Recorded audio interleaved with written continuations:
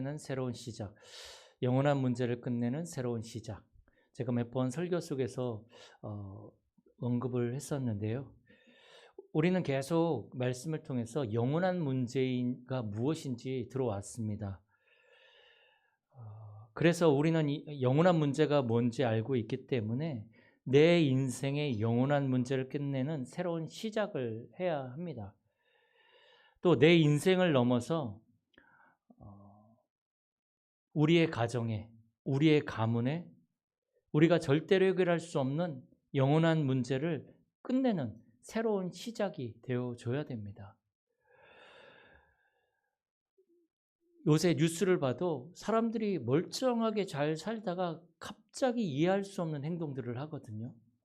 며칠 전에도 흉기 난동이 있었죠. 근데 그 사람들 주변 얘기 들어보면 절대로 그런 일 할 사람들이 아니래요. 그런데 갑자기 이해할 수 없는 그런 행동들을 한단 말이죠. 아무리 멀쩡하고 잘 살고 깨끗하고 착해도요, 영적으로 시달리면 어느 날 이해할 수 없는 행동을 하게 되어집니다. 그래서 우리는 오늘 이 제목처럼 정말 영원한 문제가 무엇인지 알고 새로운 시작을 해야 되는데, 영원한 문제가 뭡니까? 창세기 3장에서부터 시작되어진 하나님을 떠나서 원죄에 빠져 사단에게 사로잡힌 이 근본적인 영적 문제가 우리 가문의 영적 문제를 타고 나에게까지 와 있단 말이죠. 이 문제를 우리 당대에 끝나지 않으면 이 문제가 우리 후대에까지 전달이 되는 거죠. 그래서 영원한 문제입니다. 계속 전달이 되기 때문에.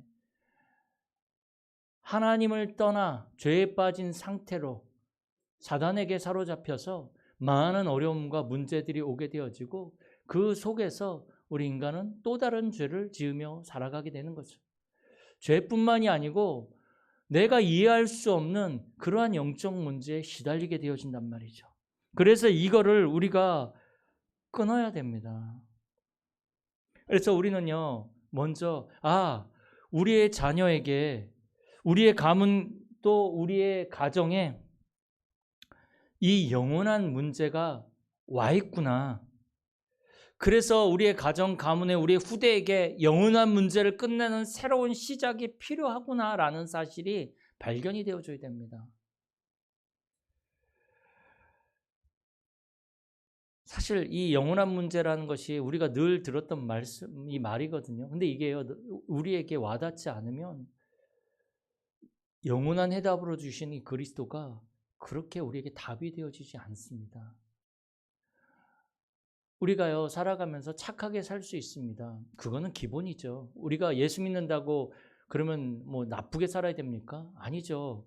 그거는 신자나 불신자나 똑같이 기본이에요. 착하게 살고 남 도와주고 열심히 살고 노력해야 되는 거는 기본이에요. 예수 믿는다고 해가지고 뭐 하나님이 막 역사하실 거니까 난 노력 안 해도 돼. 그건 아니죠. 근데 그건 기본인데 그 기본을 가지고 우리가 마치 구원을 받을 수 있을 것처럼 하면 안 된다라는 거죠. 그건 당연한 거고, 그 기본적인 것을 가지고 우리에게 와 있는 영원한 문제를, 이 영적 문제를 해결할 수 없습니다. 하나님이 주신 유일한 답이어야만 해결할 수 있는데, 이 영원한 문제가 나의 문제로 이게 와닿지 않으면 이 영원한 답인 그리스도가 그렇게 나에게 중요하지 않습니다. 그냥 열심히 살고 착하게 살고 남들이 사는 것처럼 그렇게 사는 것이 신앙생활이라고 여기고 그렇게 살아갑니다. 그것도 틀린 것은 아니겠죠. 틀린 것은 아니겠죠. 그러나 영원한 문제는 해결할 수 없습니다.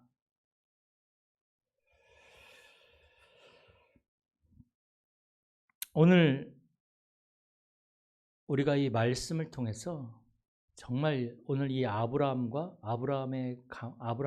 부르시는 그 하나님의 모습이 나오는데, 이 본문을 통해서 정말 영원한 문제를 끝내는 새로운 시작을, 언약을 붙잡으시는 저와 여러분 되기를 축복합니다. 사도행전 7장에 보면요, 스데반의 메시지가 나오거든요. 순교하기 전에 메시지가 나오는데 그 메시지의 그 사도행전 7장 2절 3절에 보면 하나님이 아브라함을 부르시는 장면이 나옵니다. 어디에서 부르시냐면 하나님이 갈대아 우르에서 아브라함을 부르십니다. 이 갈대아 우르라는 지역은요, 지금까지 이 발견된 고고학 자료에 의하면 이 우르라는 곳에는 굉장히 강력한 그 왕권을 가진 그 왕이 법전을 만들어 가지고 강력하게 통치하던 곳이었답니다. 그러니까 법전이 있다란 말은 뭐냐면 질서가 있다라는 거거든요. 예전에는 굉장히 막 힘 있는 사람들이 자기가 법이 돼서 막 약탈하고 빼앗고 그러던 시대니까. 그런데 이 우르라는 지역은 강력한 왕이 법전을 만들어서 강력하게 이제 다스리던 그러한 지역입니다. 그리고 물질적으로도 굉장히 풍요롭고 굉장히 안정적인 치안이 굉장히 안정적인 그러한 도시였다고 합니다. 그리고 기술과 문명이 굉장히 발달된 그러한 지역이었다라고 합니다. 그 우르라는 지역이. 그래서 육신적으로는 어떻게 보면 굉장히 풍요로운 곳이고 편리한 곳입니다. 안전한 곳이고.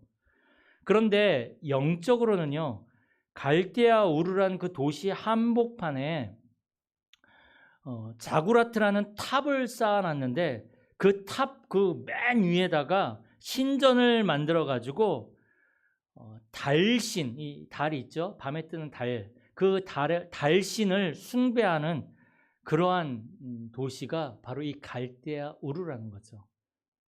그러니까 마치 바벨탑처럼 그 자구라트라는 탑을 만들어 가지고 거기에 신전 만들어 놓고 거기에 이제 달신 하나님이 계시는 거예요. 인간이 만들어 놓은 하나님. 그 달신을 숭배하는 거죠.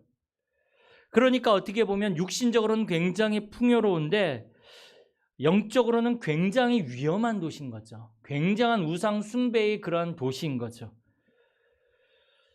그런데 여기에 데라는 여기에서 산 것뿐만이 아니라 우상을 만들어서 우상을 조각해 가지고 그 우상의 조각상을 만들어서 팔던 사람이라고 성경에는 기록하고 있습니다.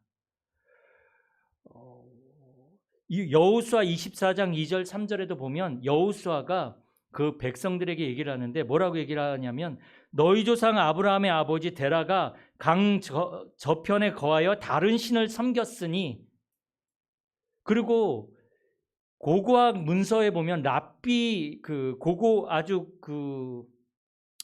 그 랍비 문헌 희년서라는 것이 있는데 거기에 보면 랍비들의 문헌이 그죠? 고문서에 보면 이 데라가 아브라함에게 우상을 만들어 가지고 이거를 네가 팔아라 는 그런 장면이 나옵니다. 그러니까 아브라함이 단순히 그냥 있던 것이 아니라 우상을 아버지 데라와 함께 팔던 사람이었다라는 것들이 그 고문서에 이렇게 기록이 되어져 있습니다. 그런데 이 데라는 어떤 사람이냐면 그 족보를 쫙 따지고 보면 노아의 세 아들이 있었잖아요. 함과 셈과 야벳이 있었는데 함은 저주를 받았단 말이에요. 근데 셈은 축복을 받았어요. 그런데 이 데라는 그 축복을 받은 셈의 후손이에요. 셈의 후손인데 이 셈의 후손이 영적인 이 언약을 붙잡고 이것을 누리고 전달해야 될 이 셈의 후손이 언약 다 놓치고 지금 우상을 만들어 파는 그러한 사람이 되어졌다라는 거죠. 이때에 하나님이 이 아브라함에게 나타나셔서 아브라함을 부르시는 것입니다. 오늘 11장 이 27절의 이 부분은 갈대아 우르에서 하나님이 아브라함에게 나타나셔서 아버지 데라와 같이 우상을 만들고 우상을 팔고 있는 이 아브라함에게 하나님은 나타나신 것입니다. 그 갈대아 우르에서. 사도행전 7장에도 바로 갈대아 우르에서 하나님이 처음으로 나타나셔서 아브라함을 거기서 나오라고 말씀하고 있는 거죠. 그런데 이때에 그 아브라함의 형인 데라의 첫 아들인 하란이 갈대아 우르에서 죽습니다. 그러니까 이 데라가 이 아들도 죽고 아브라함도 지금 이제 떠나려고 하니까 여러 가지 가정에 문제가 오고 아들도 죽고 이러니까 그냥 막 이상한 일들이 한마디로 말해서 막 가정에 문제가 오고 막 여러 가지 사건 사고가 터지니까 그냥 아브라함을 따라서 이 데라가 갈대아 우르에서 떠나게 되죠. 그래서 사도행전 7장 2절 3절에 보면 아브라함에게 뭐라고 말씀하시냐면 너의 고향과 친척을 떠나 내가 내게 보여줄 땅으로 가라. 이렇게 하나님은 아브라함을 부르신단 말이죠. 그래서 뭐 하나님 부르셨는데 뭐 아까 말씀드린 대로 자녀도 죽고 막 문제가 오니까 같이 떠났단 말이죠. 오늘 이 31절에 보면 창세기 오늘 11장 31절에 보면 여러 가지 그 문제 속에서 아들 아브라함을 따라서 가나안 땅을 가려고 우르를 떠나서 출발을 하게 되어집니다. 그런데 자세히 보시면 31절 끝에 보면 그러나 데라는 가나안까지 가지 못하고 중간에 하란이라고 하는 지역에 머무르게 됩니다. 하란이라고 하는 지역에. 그리고 데라는 그 하란에서 나이가 205세가 되어져서 거기서 죽지요. 말하자면 아브라함의 아버지 데라는 원래는 가나안까지 가려고 같이 나왔어요. 같이 나왔는데 가나안까지 가지 못하고 하란에서 죽었단 말이죠. 왜 그랬을까요? 데라라는 그 이름의 뜻은 뭐냐면 머무르다, 지체하다라는 뜻이 있거든요. 사실은 이 아버지 데라가 하나님으로부터 직접 언약을 받은 건 아닙니다. 하나님이 데라에게 나타나가지고 야 여기 친척 본타주를 떠나라 이렇게 말씀하신 것이 아니에요. 직접 들은 게 아니죠. 아브라함에게 말씀하신 거니까요. 아브라함이 언약을 받고 이렇게 나가는데 마지못해 사실은 따라온 거예요. 데라는. 그러니까 어떻게 보면 이 데라는 아직도 하나님이 안 믿어지는 상태인 거죠. 우상을 만들던 사람이니까 그 체질들이 있을 거 아니겠습니까? 하나님이 안 믿어지는 상태예요. 나오긴 나왔는데. 여전히 우상 숭배를 끝내지 못하고 마지못해 따라 나온 상황이죠. 그래서 하란에 머물렀는데 그런데 하란을 자료에서 찾아보니까 하란도 갈대아 우르처럼 육신적으로 굉장히 풍요한 땅입니다. 그리고 거기도 이 하란도요. 그 갈대아 우르처럼 똑같은 달신을 섬기던 지역이었습니다. 그래서 이 데라가 딱 보니까 이 하란이 괜찮단 말이죠. 뭐 보니까 그 갈대아 우르에서 섬겼던 그 달신도 똑같이 섬기고 있고 비슷한 상황이란 말이죠. 풍요롭고. 그러니까 어떻게 되겠습니까? 육신적으로 좀 풍요로운데 여기 머무르면서 난 가나안 안 갈래. 여기가 좋아. 여기 머물래. 이렇게 될 수밖에 없는 거죠. 그렇지 않겠습니까? 낯선 곳으로 이렇게 가는 것보다 불확실한 땅인데 지금 저 가나안 땅은 어떻게 보면 두려우니까 지금 있는 데가 좋은데 뭐. 육신적인 안락과 풍요로움에 주저앉아서 또 자기가 섬기던 달신을 섬기는 것이죠. 하란에서. 한마디로 말해서 그 갈대아 우르에서 계속 흐르고 있었던 그 영적 흐름 속에서 거기 주저앉아서 거기서 인생을 마치게 되는 거죠. 영원한 문제를 끝내지 못하고 망설이다가 하란에서 데라는 죽은 것입니다.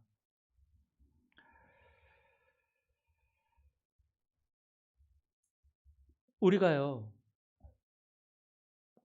내가, 우리의 가정이, 우리의 가문이, 우리의 후대가 영원한 문제 속에, 영원한 문제의 흐름 속에 있구나라는 사실을 봤다면 거기서 빠져나와야 되지 않겠습니까? 망설일 시간이 어디 있습니까? 영원한 문제에 지금 빠져서 다 죽어가는데. 데라처럼 하란에서 보면서 여기 너무 풍요로워. 여기 너무 좋아. 달신 섬기고 여기 좋네. 그러면서 그 영적 흐름 속에서 결국은 인생을 마감하게 되는 거죠. 우리도 자칫 잘못하면 이렇게 될 수 있습니다. 우리가 아직도 자꾸 복음 아닌 다른 거에 눈 돌리고 집착하고, 우리가 복음에 집중하고 예배, 말씀, 기도를 통해서 완전히 영적인 이 문제를, 영원한 문제를 끝내는 새로운 시작이 필요합니다. 그런데 이게 예배 한번 드린다고 해결되어집니까? 안 그렇습니다. 진짜 복음에 집중하면서요, 말씀의 흐름을 따라가면서 그리스도의 이름을 붙잡고 성삼위 하나님과 보호자의 이 능력을 누리면서 나와 우리 가정과 가문이 하나님의 역사를 체험하면서 우리의 삶 속에서 그 하나님이 주신 그 축복을 가지고 하나님이 예비해 놓으신 그 시간 속으로 들어가는 것이 굉장히 중요합니다. 지체하지 마시고 계속 망설이지 마십시오.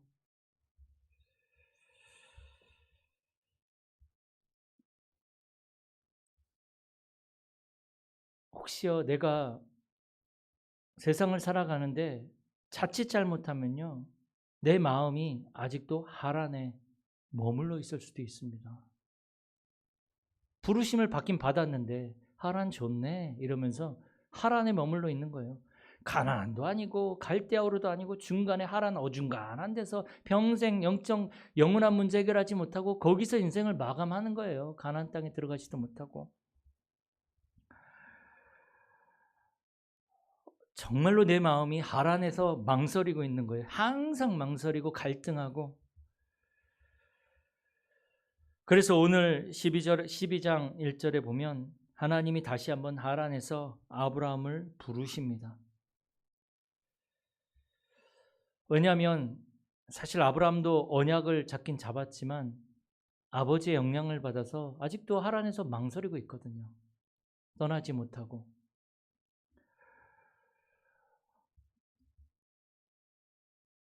우리가 복음에 대한 정말로 답을 가졌다면 이제 더 이상 우리는 하란에 머물러서는 안 됩니다. 망설이고 있는 이 아브라함에게 오늘 12장 1절에 말씀을 하십니다. 하나님께서 너는 너의 고향 친척과 아버지의 집을 떠나 내가 네게 보여줄 땅으로 가라. 이게 영원한 문제를 끝내는 새로운 시작입니다. 이 새로운 시작이 우리의 가정과 가문과 우리의 인생에 시작되기를 축복합니다. 자, 그래서 오늘 첫 번째 보시면 너의 고향과 친척과 아버지의 집을 떠나라. 이건 무슨 말입니까? 영원한 문제에서 빠져나오라는 것입니다. 영원한 문제에서. 단순히 이사해라. 너의 고향 거기에서 떠나라. 그 말이 아니고 영원한 문제에서 빠져나오라는 거죠. 창세기 3장에서 시작되어진 이 영적 문제가 가문을 통해서 부모님을 통해서 나에게 와 있는데 이 문제를 우리의 당대에 끝내야 하거든요. 안 그러면 우리의 후손에게 전달되어지니까. 하나님은 우리가 이 영원한 문제 속에서 빠져나오기를 원하십니다. 불신 가정뿐만이 아니고요. 기독교 배경 속에서 태어난 사람도 또 그 배경 속에서 자라나고 신앙생활한 사람도요. 복음 아닌 데서 빠져나와야 합니다. 이 모태신앙이 되게 안 좋은 게 뭐냐면요. 복음을 어릴 적부터 너무 지식으로 알고 있어요. 지식으로 하나님을 만나고 지식으로 말씀을 배웠어요. 그러다 보니까 진짜 하나님을 만나는 그러한 체험들이 없습니다. 그러니까 저번에도 말씀드렸지만 아이한테 엄마가 맨날 얘기를 하죠. 사람들 앞에서 예수님 어디 계시니? 그럼 엄마가 손을 갖다가 아이의 가슴에 딱 갖다 대면서 여기. 근데 어느 날 아이가 눈치를 딱 보니까 엄마가 너무 좋아하거든. 그 사람들 반응 보니까 막 기뻐하면서, 그러면서 엄마가 막 이제 막 간식도 사주고 이런 모습을 보고 아이는 스스로 터득하는 거죠. 엄마가 무엇을 원하는지. 그래서 사람들이 물어보면 예수님 어디 계시니? 여기. 그럼 엄마 어떡합니까? 막 뒤로 자빠지죠. 너무 놀라는 거죠. 우리 아이가 이렇게 믿음이 확실하다면서. 그런데 그거는 물론 하나님의 오해는 하지 마세요. 어느 날 구원의 시간표는 우리는 모릅니다. 그런데 아이가 이렇게 학습되어지고 이런 것들이 진짜 얘가 예수님을 만나고 하나님을 만나는 체험은 아니거든요. 어느 날 이것이 습관화되어진 신앙생활로 바뀌어져 버리게 되는 거거든요. 그래서 뭐 복음의 배경 속에서 자라났다 할지라도 복음 아닌 것들이 너무 많아요. 정말 이 습관화되어진 신앙생활과 여기에서 빠져나와야 합니다. 고향 친척 아버지 집을 떠나라고 하는 것은 불신자에게만 해당되는 것이 아닙니다. 우리 안에 있는 불신앙과 원망과 상처, 미움, 다툼, 이거 언제까지 망설이고 있을 겁니까? 이거 여기서 빠져나와야 됩니다. 복음 아닌 율법주의, 신비주의, 박애주의, 생명 없는 종교 생활에서 우리는 빠져나와야 됩니다. 오래 다닌 중직자든 저와 같은 이 교역자라 할지라도 나의 것, 나의 성공을 향한 나의 숨은 바벨탑 신앙에서 빠져나와야 됩니다.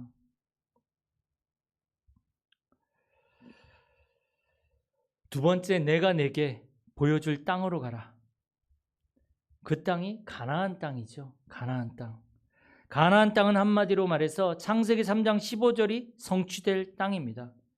단순히 가나안 땅이 중요한 것이 아니라 창세기 3장 15절이 성취될 그 땅으로 가라, 그 말인 것이죠. 왜 그렇습니까? 먼 훗날에 예수 그리스도가 태어나시는데 이 가나안 땅에서 태어나신단 말이죠. 예수 그리스도께서 가나안 땅에서 태어나시고 가나안 땅에서 십자가 지시고 가나안 땅에서 죽으시고 가나안 땅에서 다시 부활하시고 가나안 땅에서 마가다락방에 성령으로 임하셨거든요. 아주 중요한 얘기죠. 가나안 땅으로 가란 말은 이사 가란 말이 아니고 하나님이 우리를 구원하기 위해서 여자의 후손으로 올 그 땅으로 가라는 것입니다. 다시 말해서 가나안 땅으로 가란 말은 십자가에서 뱀의 머리를 깨트리실, 사단의 권세를 깨트리실 그 그리스도를 붙잡으란 말입니다.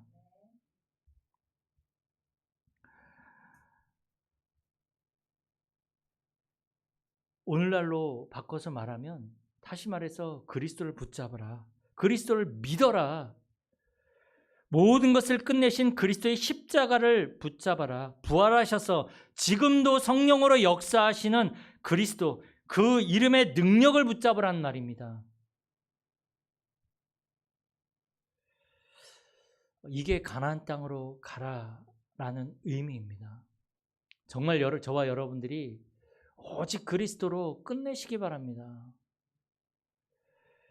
가나안 땅에는 갈보리산, 감람산, 마가다락방이 있었기 때문에 가나안 땅으로 가란 말은 갈보리산에서 모든 문제를 끝내신 그 그리스도, 감람산에서 말씀하셨던 하나님의 나라, 마가다락방에 임하셨던 오직 성령, 이 영원한 언약을 붙잡으라는 말도 됩니다. 그래서 저와 여러분들이 오늘도 내일도 날마다 가나안 땅으로 갈 수 있게 되기를 바랍니다. 세 번째, 어떻게 하면 영원한 문제를 끝내는 새로운 시작을 우리가 할 수 있을까요? 너는 복의 근원이 될지라. 복의 근원이 되면 됩니다. 그래서 갈보리산, 감람산, 마가다락방에 그 실체가 되시는 그리스도, 하나님의 나라, 오직 성령의 축복을 우리가 누리면 우리가 복의 근원이 되는 것입니다.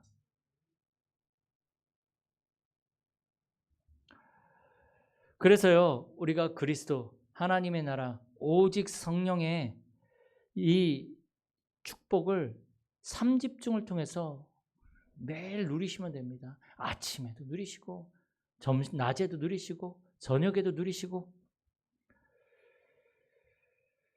날마다 24시간 그리스도 하나님의 나라 오직 성령을 우리가 누리게 되면 너로 말미암아 모든 족속이 복을 받으리라. 우리를 통해서 모든 현장이 살아나고, 우리를 통해서 모든 사람이 살아나고, 그 복의 근원의 응답을 우리가 받게 되는 것입니다.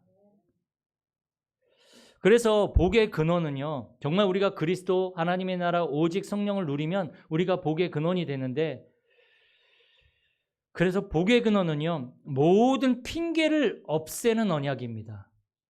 모든 핑계를 없애는 언약. 누구 때문에? 아닙니다. 내가 응답받으면 됩니다. 왜요? 내가 복의 근원이니까. 부모님 원망 안 해도 되고요. 직장 상사 원망 안 해도 되고, 모든 핑계와 원망을 끝내야 됩니다. 왜요? 나는 복의 근원이니까. 나를 통해서 우리 가정이 살아나고, 나를 통해서 우리 직장이 살아나고, 내가 응답받으면 나를 통해서 우리 이 교회도 살아납니다. 다 살아나죠. 그게 복의 근원의 응답입니다. 복의 근원의 응답. 다 살아나는 게. 그래서 복의 근원의 응답은 뭐라고요? 핑계가 필요 없는 응답이라는 거, 언약이라는 것입니다. 그럼 마지막으로 네 번째, 땅의 모든 족속이 너로 말미암아 복을 얻을 것이니라. 그래서 우리가 복의 근원의 응답을 누리면요, 우리가 바로 사람 살리고 현장 살리고 전 세계 살리는 영적인 플랫폼이 되는 것입니다. 우리 자신이요. 보좌의 축복과 응답이 내게 임하고요, 나를 통해서 그 보좌의 능력이 우리의 가정에, 가문에, 전 세계에 나타나서 그 땅끝까지 살리는 축복을 우리가 보게 되고 누리게 될 것입니다.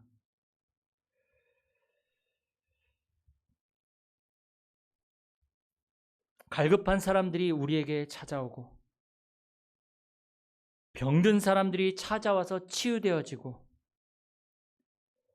우리 렘넌트들이 몰려와서 세계복음화의 축복을 누리는 땅의 모든 족속이 너로 말미암아 복을 얻을 것이니라. 아브라함에게 주신 이 언약이 우리의 언약이 되기를 바랍니다. 하나님은요, 오늘 여기 지금 우리를 부르고 계십니다. 아브라함을 부르셨던 것처럼. 이제 우리는 영원한 문제를 끝내고 더 이상 망설이지 말고 새로운 시작 속으로 들어가시게 되기를 바랍니다. 모든 영원한 문제에서 빠져나와서 가나안 땅으로 정말 그리스도를 붙잡으시기 바랍니다. 복의 근원의 정체성을 회복하시길 바랍니다. 그러면 너로 말미암아 모든 가정, 직장, 민족, 전 세계가 너로 말미암아 살아나게 될 것이다. 저는 이번 주 말씀을 준비하면서 이걸 붙잡았습니다. 이걸. 그래서 어쩌면 사실 저같이 부족하고 모자란 사람도 세계복음화의 언약을 붙잡았거든요. 그러면 세계복음화의 언약을 붙잡았기 때문에 하나님이 하시겠죠. 이건 부족하다고 해서, 모자라다고 해서 못하는 것이 아니라 우리가 영원한 문제를 인지하고 거기서 빠져나오면 하나님이 주신 힘을 얻고 하나님이 주신 그 복의 근원의 응답을 누리고 있으면 하나님이 우리를 통해서 하시는 일입니다. 그래서 그리스도, 하나님의 나라, 오직 성령의 언약 잡고 복의 근원의 축복을 누리면서 여러분들의 가정, 가문, 교회, 직장, 전 세계 살리는 주역이 되시기 바랍니다. 정말로 세 가지의 뜰을 만들어서 아이들의 뜰, 치유의 뜰, 다민족의 뜰을 만들어서 세계복음화에 쓰임받는 우리 모든 성도님들과 또 우리 교회 되어지기를 축복합니다. 살아계신 하나님 감사드립니다. 이 시간에도 하나님 이제 모든 영원한 문제에서 이제 나오는 새로운 시작이 되어지기를 하나님께서 역사하여 주옵소서. 오직 그리스도를 붙잡고 복의 근원의 정체성을 우리가 누리면서 복의 근원의 축복을 누리게 하여 주옵소서. 주 예수 그리스도의 이름으로 기도드립니다. 아멘. 우리 찬송가